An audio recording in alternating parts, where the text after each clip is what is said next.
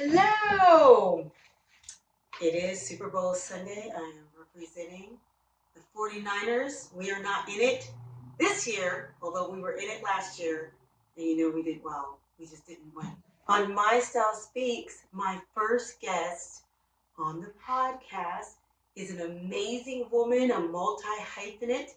She is an award-winning screenwriter. She is an actress, a producer, businesswoman, and a brand ambassador. She is multifaceted and a woman of style. I have with me today the fabulous, beautiful Chicana Boricua. I have Rosa Falu. Thank you, Miss Falu. For the introduction. It's much more than what I deserve, but thank you. Oh, Rosa, so we met last year at the ICVM Storytellers Conference in the Northern Virginia area, and you were a woman of style then, very beautiful, but you also have a very powerful story, which is why you're here today to share with us not just your style journey, but the transitions that you've been through in your life that, along with your style, you had to go through some ups and downs.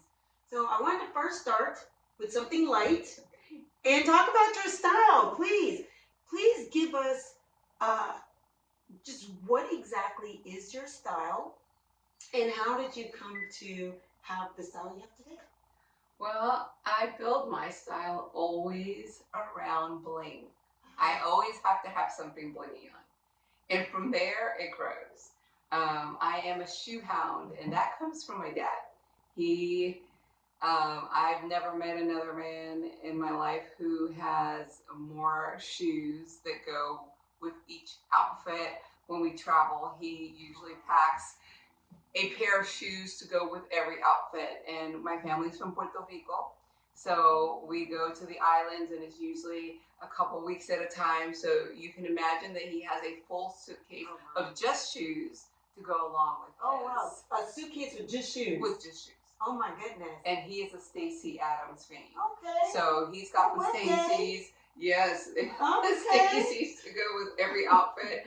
And I am a shoe fiend as well. I have shoes to go with everything. So, but most of my shoes have bling. You shared with me an amazing story and transition that you went through last year. Can you please just share with us just that journey that you have been through in just 1 year alone? Yes. January 11th of 2023, I lost my husband. He was a motorcycle pastor, so we had a motorcycle ministry, and most of our clothes were denim and t-shirts and boots. Did you have bling? I had some bling. At that point, most of my shirts had bling because your boots are safety. Yeah. And and jeans and stuff like that were safety gear. So I wore a lot of black, a lot of purple. We had a motorcycle ministry out of Las Vegas called Armor of God Motorcycle Ministry, and our cut, which is the jacket, had the emblem on the back, for lack of a better term, so that everybody understands what I'm talking about, was black and silver and purple. Oh, wow. So pretty much everything we wore was black and silver and purple. Of course, my hair was silver. My husband's gorgeous hair was silver. And then everything else was usually black and purple that we wore to go with the ministry, with our colors from our cut. So for 5 years, that was pretty much the colors that we wore everywhere we went: black, silver, and purple, and denim. So and denim, whether it was black or whether it was blue, that was what we wore. So my style revolved around the biker world, and that's where we were at that point. So after losing Billy, his name was Billy Big Daddy Sauceda. Oh, yeah, Billy Big Daddy Sauceda is what they called him in the motorcycle world. There were about 32 clubs. Oh wow! In Las Vegas that he ministered to. We were at every wedding, every funeral, every hospital. In service to the community. So after he passed, those colors, I retired those colors with him. Oh, wow.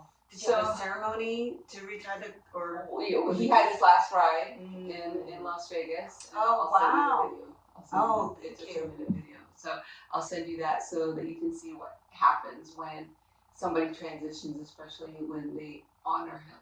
Oh, wow. So I started trying to find what I was going to wear, and I wore mostly black for a very long time. A lot of months I wore just black, kind of like in mourning, in grief and all of that. Mm-hmm. But I've always liked black, so it was still my color. Right. What happened, the transition outside of him transitioning and me transitioning into widowhood for the second time was that all of a sudden in September, I started having massive amounts of weight loss. They thought that I had cancer, bone marrow cancer. My blood work showed that I had some kind of markers. And the hematologist thought that I either had bone marrow cancer or leukemia. Oh, wow. I lost over 70 pounds in just a couple of months. And so my clothes didn't fit. Right. So then I had to start looking at what was I gonna wear. Yeah. So when you met me in October, I had lost at that point about 50 pounds. Wow. And I had to buy all new clothes. So buying new clothes is not easy.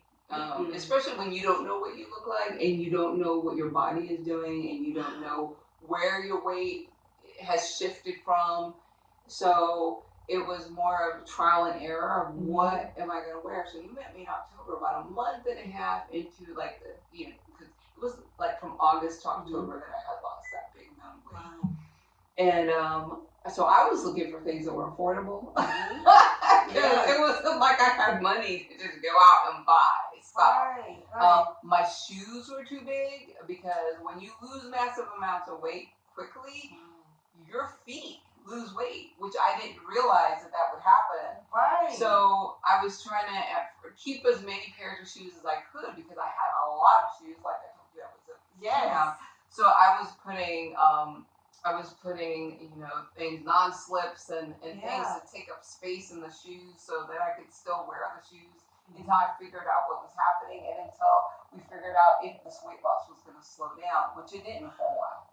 So let me pause real quick to ask you, emotionally, what kind of toll was being like placed on you? Like, what were you feeling having to, you just lost your husband, you're now having to buy all these clothes, or you're transitioning physically.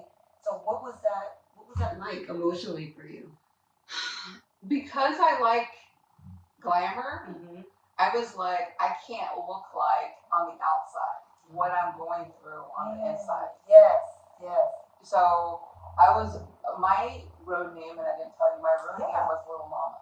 Mama. So it was Big Daddy and Little Mama. However, I was not a little mama. I had weight to me. Yeah. I had struggled with weight for many years. Okay. So now I'm shredded and I'm shrinking.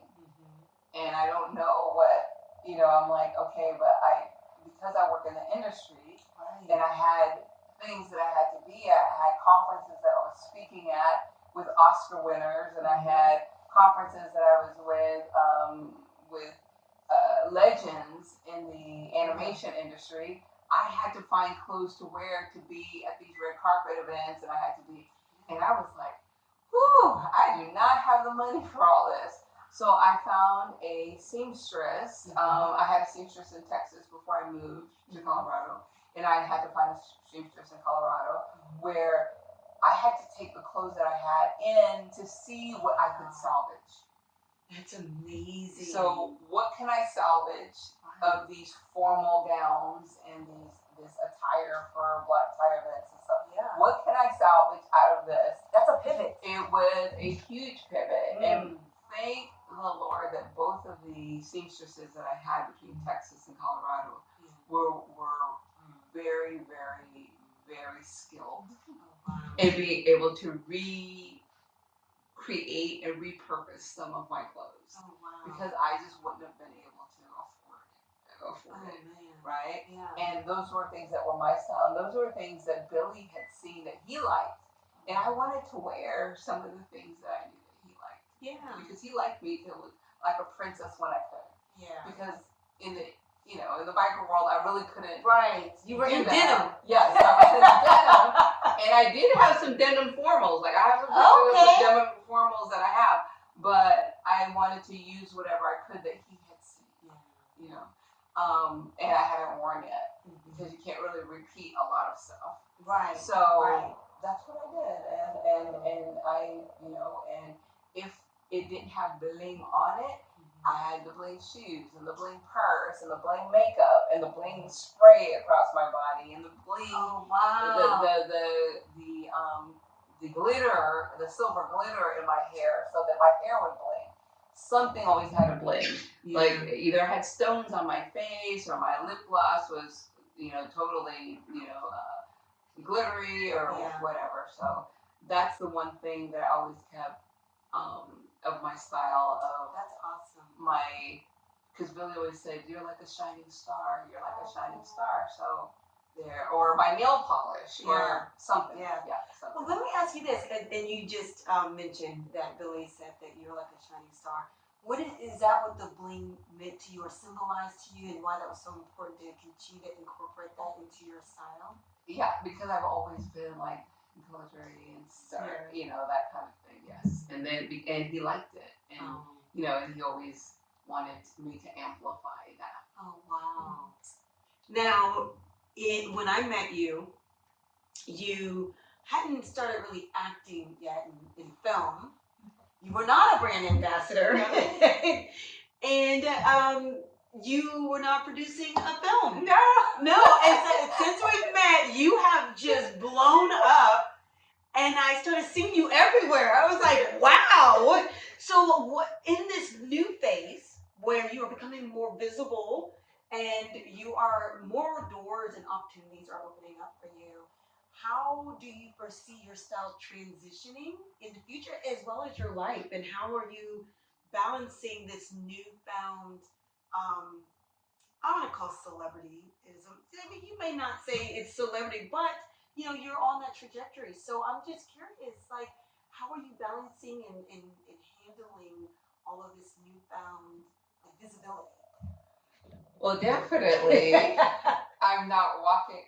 When I leave the house, I have to be dressed, not like I'm a celebrity for anybody else to know, because I live in Colorado Springs and nobody knows who I am, and nor do they care.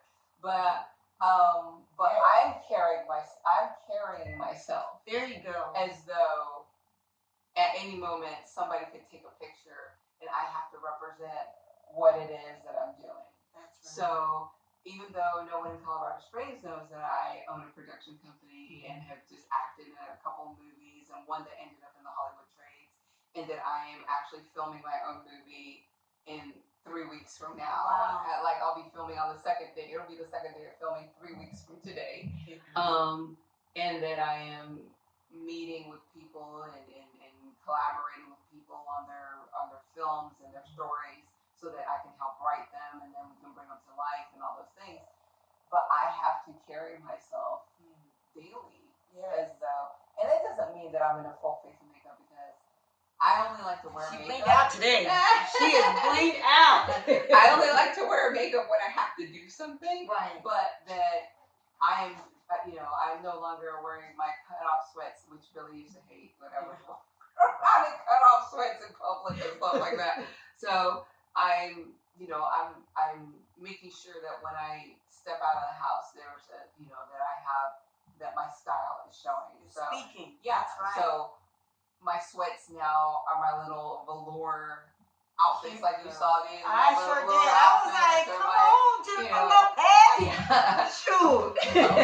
My denim is not just the denim that I used to paint the house. It's the denim that has some style to it, some movement to it, and things like that. And that I have something on, whether it's just the lip gloss, lip gloss and eyebrows. Those are the two things that I step out: lip gloss and eyebrows. I think that's so important that you said that when you walk out the house, you are representing yourself and what all the things that you're doing. And I think that's so important because every single one of us needs to represent themselves, even if you may not be feeling like it in the moment, even if you have a lot going on.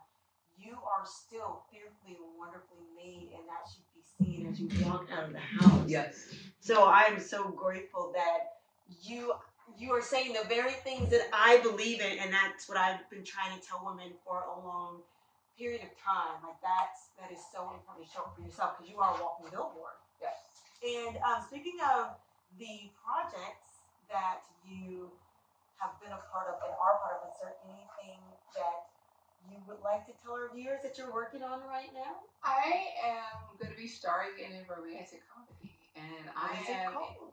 Can you say the name? Yes, I can because I read it. Yes! I wanted you to say that. Yeah, it's called Wolf Intervention, and it's a cute little romantic comedy of people of a certain age. I'm in my 50s, and my co-star will be 60 next week, right before we film this, and it's about life. It's not a 20-year-old that knows nothing about life. Some of them do know something, but as we know, the older we are, the more that we gain, the more set in our ways that we get, and the more information that we have, and the more life skills that we have. And it's about two people who are single, and they meet under some happy puppy situation, and that knowing that they're both set in their ways with their careers and the way that they live, something happens, some magic happens, and that these two people that are alone then end up with an opportunity for love, and this is the month of love. So it's definitely something that's going to be fun.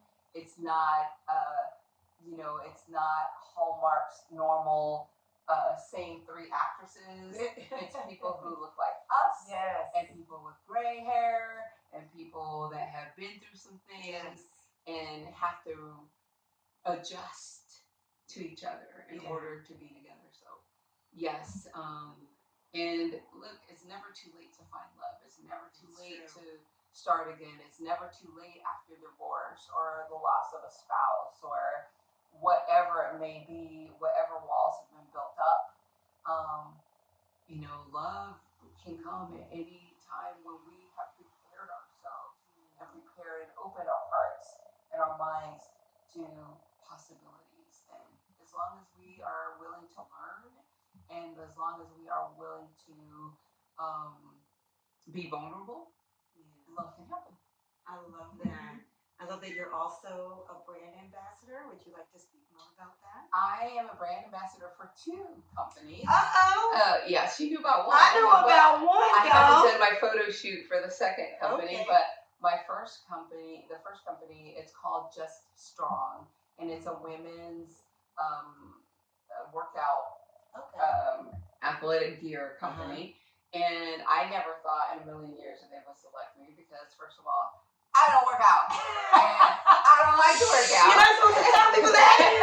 You're supposed to fake it till you they know it. I told them I don't work out. However, I love the look of. I love the fact that their slogan and their motto and their blog is just strong. I'm not strong just because I'm a woman.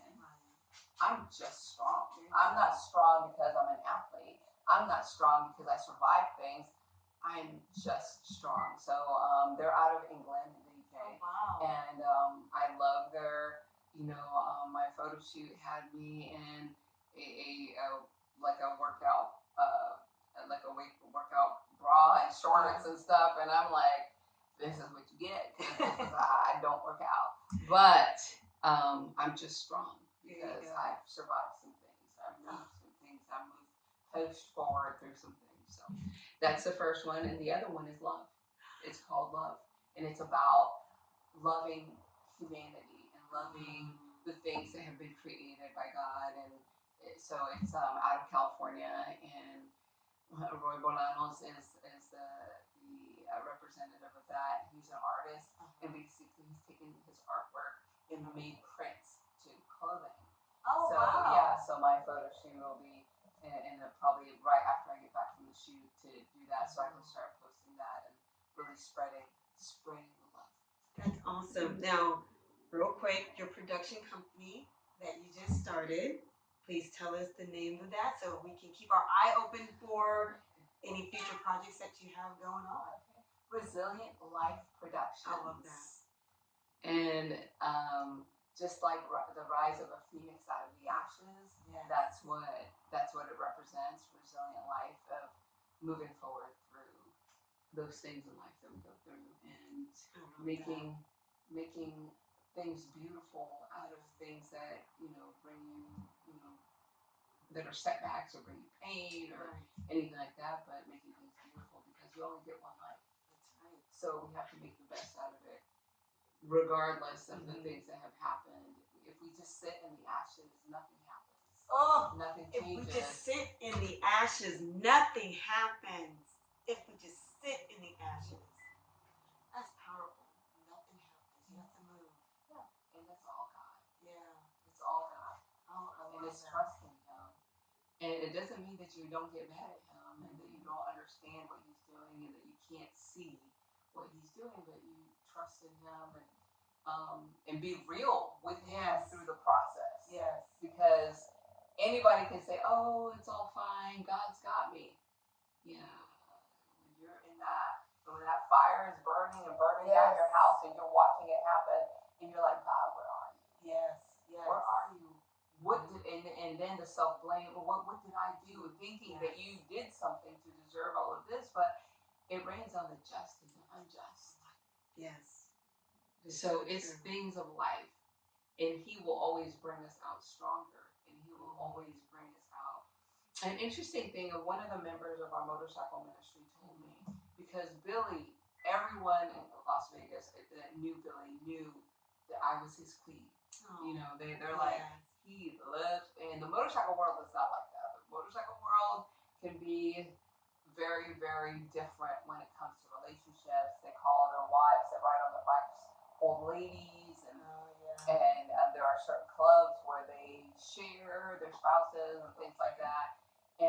But everybody knew the Big Daddy love little mama. Like, little mama don't it could set up a whole thing, right? Oh, wow. And she said, "You know what's interesting? What's happening with you, how you're shredding the beauty that's coming from you, that now people are noticing you. I believe that what's happening is that the rest of the world is now seeing you as Billy always saw you." Wow. This is what he saw. This is not what anybody else saw, but this is what he saw.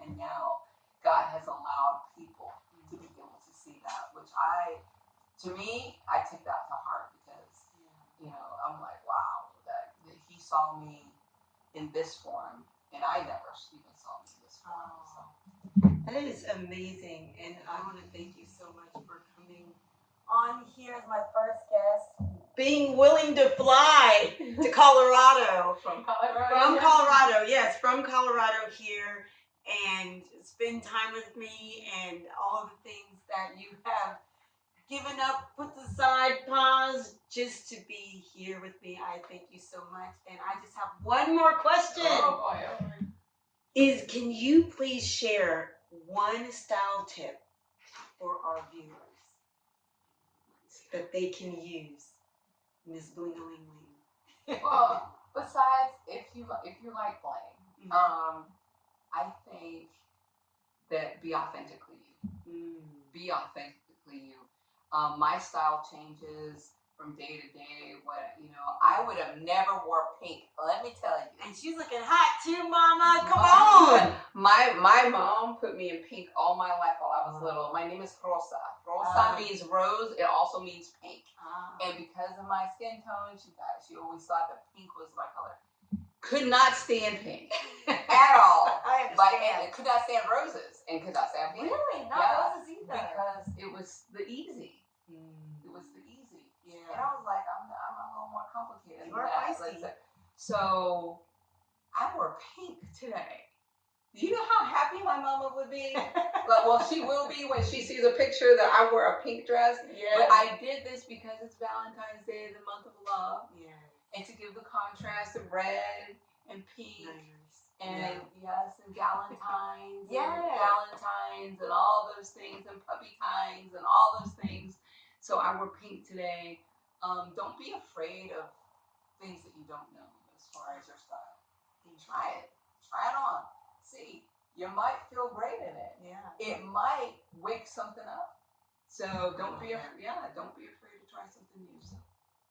Well, thank you. I want to again thank Rosa for coming on this podcast, and I also please you guys go follow her, Rosa underscore Falu on Instagram. Yep. They can also find you on Facebook. No, I don't have Facebook. You will not find her on Facebook. You will be lost. But my film is Wolf at Wolf Short Film on Instagram, and you can join that. We're going to start doing some promotions of the cast and crew with all of our puppies and our animals at home, so you get to know us because we are all animal lovers. So yes, and it share it with your friends. We want as many viewers as possible. That's awesome. Also, you can also find her on LinkedIn. That, my friends, you can. I know for sure because that's what I follow her on as well. So thank you again for visiting with me and being my first guest. I love you so much. Thank you. This is true friendship right here, y'all. This child in Colorado. Thank you.